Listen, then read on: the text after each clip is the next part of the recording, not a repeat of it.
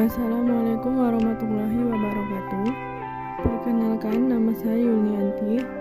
Saya dari kelas 1A, program Tadris Bahasa Inggris. Saya akan menjelaskan mengenai fase perkembangan bahasa Indonesia. Topik pembahasan: fase bahasa Indonesia sebagai bahasa resmi negara. Fungsi bahasa Indonesia sebagai bahasa resmi negara. Fase bahasa Indonesia sebagai bahasa persatuan. Fungsi bahasa Indonesia sebagai bahasa persatuan. Fase bahasa Indonesia sebagai bahasa resmi negara. Fase bahasa Indonesia sebagai bahasa resmi negara.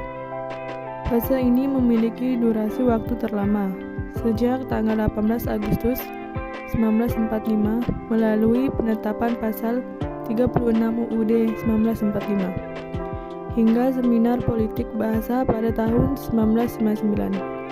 Fase ini diawali dengan peristiwa IR Soekarno dan DRS Muhammad Hatta membacakan teks proklamasi kemerdekaan pada tanggal 17 Agustus 1945 dan sehari kemudian bahasa Indonesia ditetapkan sebagai bahasa resmi negara melalui pasal 36 UUD 1945. Fungsi bahasa Indonesia sebagai bahasa resmi negara. Pertama, bahasa Indonesia sebagai bahasa resmi negara artinya seluruh kegiatan kenegaraan dan penyelenggaraan harus menggunakan bahasa Indonesia.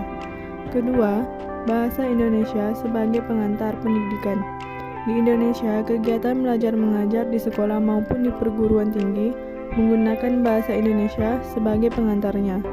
Ketiga, bahasa komunikatif tingkat nasional.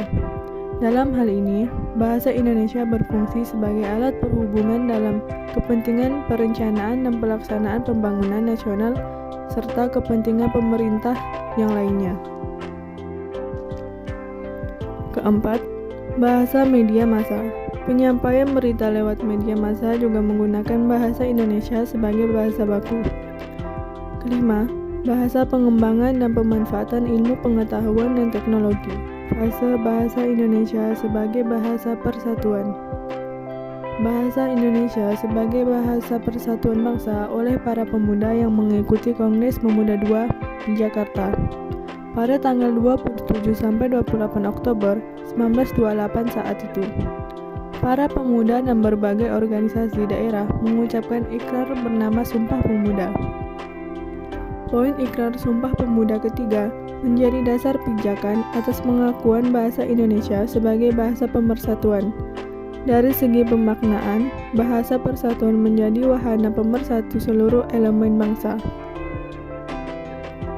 Fungsi bahasa Indonesia sebagai bahasa persatuan.